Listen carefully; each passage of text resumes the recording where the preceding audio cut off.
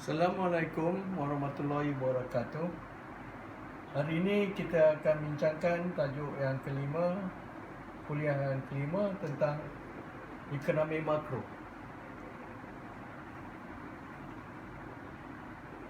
Seperti yang saya terangkan dalam kuliah yang lepas, ekonomi itu dibagi kepada dua. Satu ialah ekonomi mikro atau mikroekonomi. Yang kedua ekonomi makro ataupun makroekonomi. Ekonomi makro yang seperti saya katakan ialah dia melihat bahawa ekonomi itu daripada konteks seluruh negara, kelakuan ekonomi negara tersebut. Sebenarnya kalau saudara-saudari nak permudahkan, saya punya analogi begini. Keadaan ekonomi sebuah negara itu adalah sama dengan kelakuan ataupun kelakuan ekonomi sebuah negara itu adalah sama dengan kelakuan diri kita. Apa yang saya maksudkan di sini ialah diri kita ni kadang-kadang ada ketikanya kita sihat. Kemudian lepas tu kita jatuh sakit. Bila sakit kita nak buat apa? Kita pergi jumpa doktor, bukan? Untuk berubat, dapatkan ubat daripada luar, kita makan ubat itu. Kemudian apabila kita dah makan ubat, dia naik balik, sihat balik semula. Apabila kita sihat, apa yang kita buat? Kita lupa tentang jaga makan, kita lupa tentang jaga tidur dan jaga rehat dan sebagainya. Dan lepas tu apa yang berlaku? Kita akan jatuh balik sakit. Jadi dalam ekonomi makro ni, kelakuan ekonomi negara itu tipikal, sama dengan kelakuan kita. Kalau kita faham kelakuan kita, kita akan faham kelakuan ekonomi sebuah negara itu. Dan biasanya kalau dalam laporan-laporan ekonomi atau perbincangan ekonomi, saudara-saudari selalu difahamkan ini rajah ni. Saya nak ingatkan bagi pelajar-pelajar yang mengikuti program ekonomi ini, dalam membuat rajah tu tak perlulah pakai pembaris betul, tegak dan sebagainya. Dalam peperiksaan lurus tak lurus itu tidak akan mengubah markah yang akan diberi, kerana dia punya rajah itu sudah menunjukkan yang kamu akan faham. Okey, untuk menangani keadaan kita ni, kalau saya cakap tadi, keadaan kita kadang sihat, kadang-kadang kita jatuh sakit, kita makan ubat, kita naik balik sihat, dan kita akan jatuh sakit. Jadi apa maksudnya situ? Maksudnya kita mengambil masa, akan melibatkan masa. Mungkin dalam 1 tahun, kita ambil 1 tahun aja lah. Pada bulan Januari kita sihat, kita seronok, kita sihat. Aktiviti kita buat macam-macam. Kita lari sana, lari sini, makan apa yang ada, kita bantai aja. Kita tak kisah berapa lama kita tidur, dan sebagainya. Jadi dalam ekonomi pun sama juga. Seperti yang saya katakan dalam ekonomi semalam, ialah kita tumpukan dalam makroekonomi ialah tentang keluaran negara, K&K. Ini konsep ini akan saya terangkan lebih lanjut nanti apa kita bincangkan. Dalam data yang saya lihat dalam laporan ekonomi Malaysia, dia tulis KDNK. KNK keluaran negara kasar, KDNK keluaran dalam negara kasar. Apa biasanya dua ini? Yang ini ialah keluaran yang dihasilkan oleh semua faktor pengeluaran yang dimiliki oleh negara tersebut. Kita akan bincangkan. Yang faham, yang harus kamu faham sekarang ialah keluaran negara kasar tu. Cukuplah. Untuk setakat ini kita fahamkan itu. Okey. Kalau saya ambil contoh daripada tahun 1957 sampai 2016. Apa yang berlaku ialah graf keluaran negara kasar ini akan bentuk begitu. Pada satu masa dia akan turun. Kadang dia akan naik balik semula. Kadang dia turun balik semula. Dan naik. Kadang dia akan turun balik semula lah. Ini akan terus berlaku begitu. Gelombang ini akan sentiasa berlaku. Maksudnya, apa yang dimaksudkan di sini ialah kalau kita banding dengan keadaan hidup kita, ini masih kita sihat.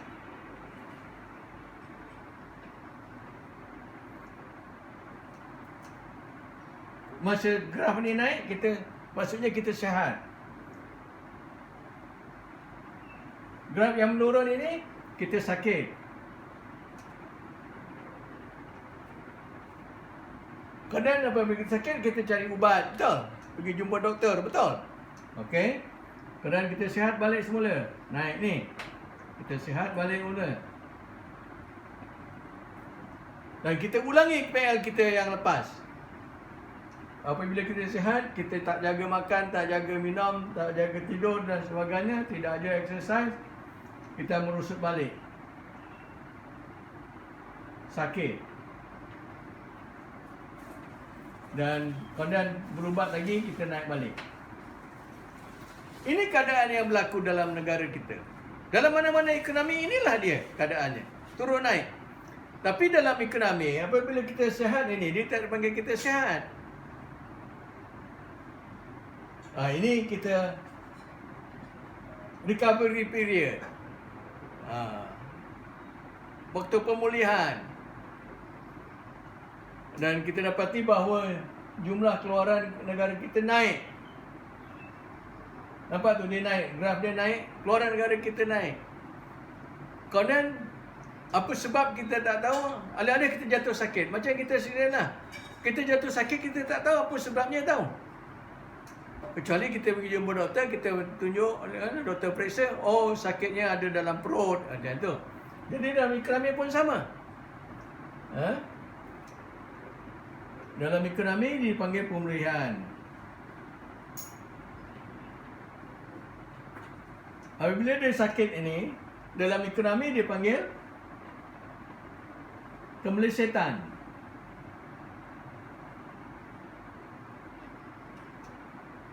Ekonomi meleset. Apabila ekonomi meleset ni, apa yang berlaku? Kalau pasal ekonomi makro ini, sebuah negara itu, dia kumpulkan semua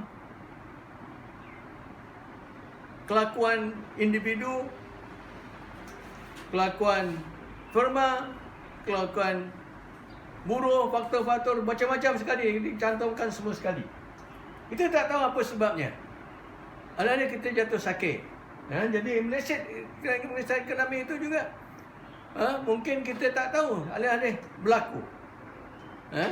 Kemudian kita berubat. Apa yang maksudnya? Untuk keluar dari masalah kemelesetan,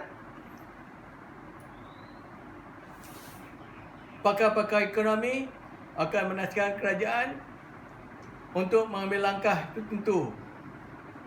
Dia akan menggunakan lancarkan bantuan modal macam dalam tahun 2020 ini apabila COVID-19 melanda negara kita, kerajaan terpaksa masukkan duit dalam ekonomi sebanyak 260 bilion.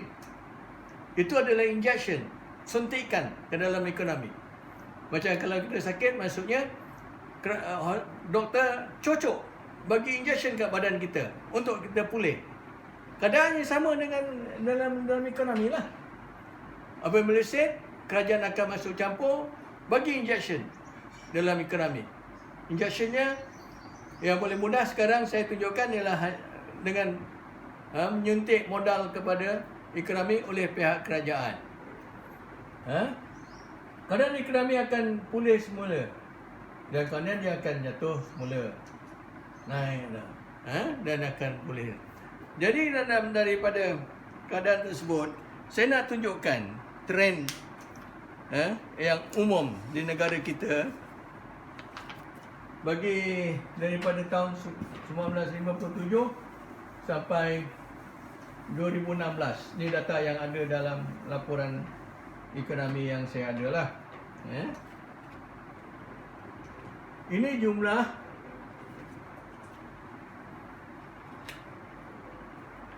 dalam ekonomi itu dipanggil, yang laporan itu disebut KDNK.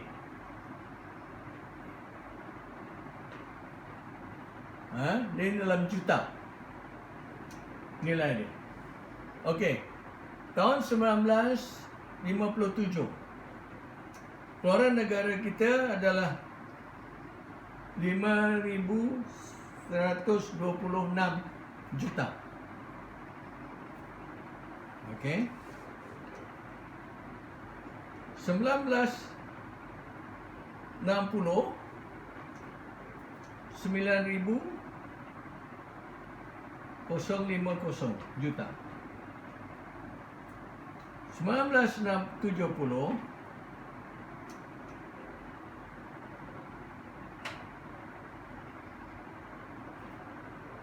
53,042 juta.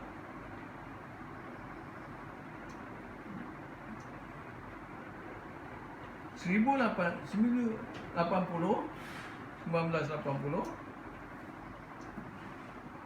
dia naik kepada 118,018.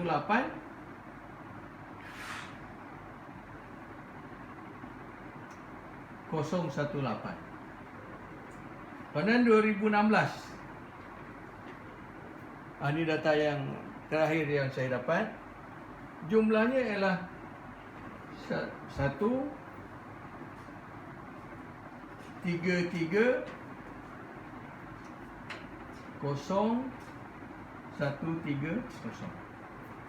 Ini juta.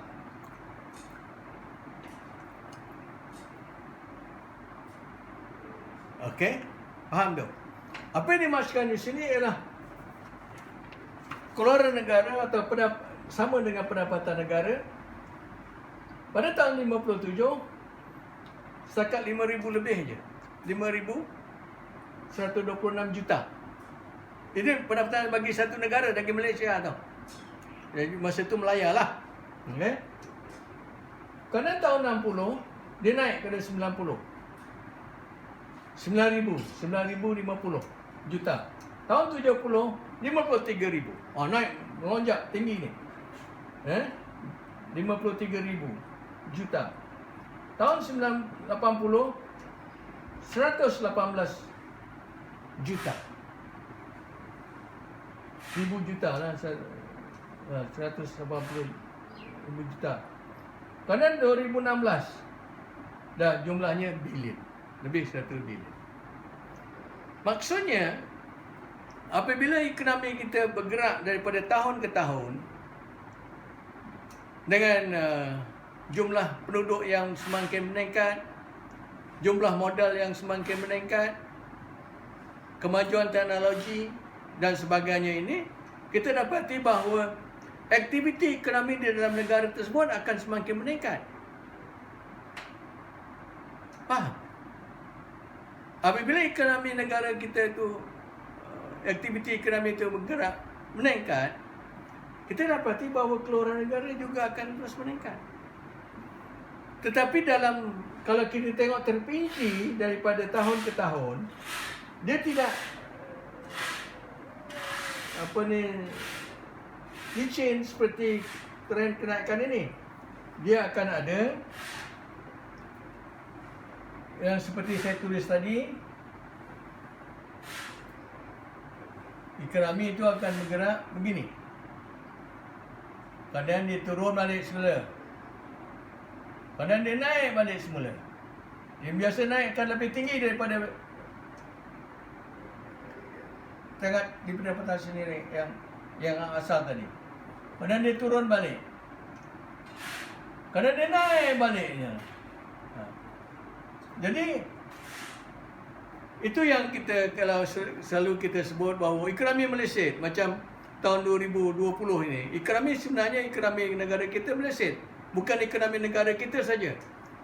Ekonomi seluruh dunia Malaysia kerana masalah COVID-19. Dengan sebabkan COVID-19, banyak negara terpaksa tutup operasi pengeluaran dia. Kilang-kilang disuruh tutup, pejabat-pejabat ditutup, buruh tidak bekerja. Apabila tidak bekerja, maka dia tak dapat duit. Apabila tak dapat duit, pengeluaran pun orang tidak bekerja. Kilang yang ada modal yang besar pun buruhnya tidak ada, dia tidak boleh bekerja juga. Tidak boleh buat operasi. Maka kita dapati bahawa tahun 2020 ekonomi kita Malaysia. Ekonomi kita Malaysia begini. Menurun. Sekarang peranan kerajaan dalam makro ini ada libatkan peranan kerajaan. Peranan kerajaan ialah bagaimana nak memulihkan ini. Bagaimana nak memulihkan kemelesitan ini. Bagaimana nak memulihkan? Ialah salah satu caranya ialah dengan mencari jalan bagaimana boleh operasi kilang, operasi perniagaan. Orang ramai yang dulu masa Malaysia dia menganggur, sekarang nak suruh balik semula untuk bekerja. Aktif mengeluarkan pengeluaran. Dan insyaAllah tahun 2021, 2022 kita jangkakan ekonomi kita akan pulih semula naik ke atas. Nampak tu? Jadi kalau nak faham tentang masalah ekonomi, saya punya cadangan ialah kita tengok ke diri kita.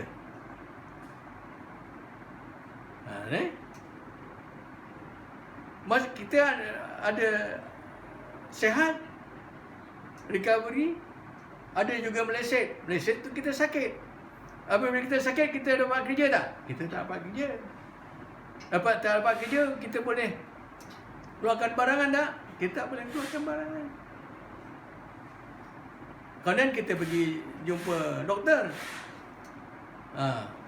Kalau dalam ekonomi tu makro, dalam sebuah kerajaan, doktor itu adalah kerajaan. Bagaimana dia nak menyuntik ubat kepada ekonomi. Ini kita akan bincangkan dalam kuliah-kuliah yang akan datang. Apakah alat-alat yang boleh digunakan oleh kerajaan untuk memulihkan keadaan ekonomi yang Malaysia tadi. Faham tak? Ya. Mudah bukan? Jadi ekonomi ini bukan satu penghafalan tau saudara-saudari. Saya punya cara ialah ekonomi ini ialah satu pemahaman. Bagaimana nak faham? Kita lihat diri kita. Kita lihat kelakuan kita. Kelakuan kita ni sama dengan kelakuan, lebih kurang sama dengan kelakuan orang lain. Secara umumnya sama. Kita akan bagi kuliah yang lebih detail nanti apabila kita berjalan dan seterusnya kuliah-kuliah yang akan datang. Jadi saya nak ingatkan pada saudara-saudari lagi sekali, pasal saya dapati bahawa apabila kita menyebut ekonomi, orang kata ekonomi itu susah, ekonomi itu susah. Tak susah nak hafal, susah nak hafal. Ekonomi bukan hafalan. Dia belajar ekonomi tidak seperti belajar sejarah. Kita menghafal. Tapi dalam ekonomi, kita faham. Apabila kita faham, dalam bentuk soalan apa pun, kita boleh jawab. Sebab kita faham. Dan kita tak perlu duduk membaca buku, menghafal, ingatkan semua fakta, event-event yang tarikh-tarikh harus kita ingat. Tapi dalam ekonomi, once kita faham ini, dan kita boleh develop seperlahan-lahan kepada keadaan yang berlaku dalam ekonomi yang lebih kompleks lagi. Faham tu? Faham tak? Jadi saya nak terangkan dari segi makro ekonomi, inilah keadaannya. Dan kita dalam laporan keluaran negara, perbandaran dan juga bank negara akan mengeluarkan data-data ini. Pasal dia monitor. Dia mengikuti perkembangan ini. Ini menunjukkan sama ada ekonomi kita sihat. Kalau sihat, berapa sihat. Karena kalau meleset, berapa banyak, bagaimana sakitnya. Adakah sakit itu sakit kanser atau sakit demam biasa? Ini yang kita pelajari dalam ekonomi. Untuk itu kita sambung kuliah yang ke-6 pada masa akan datang. Terima kasih.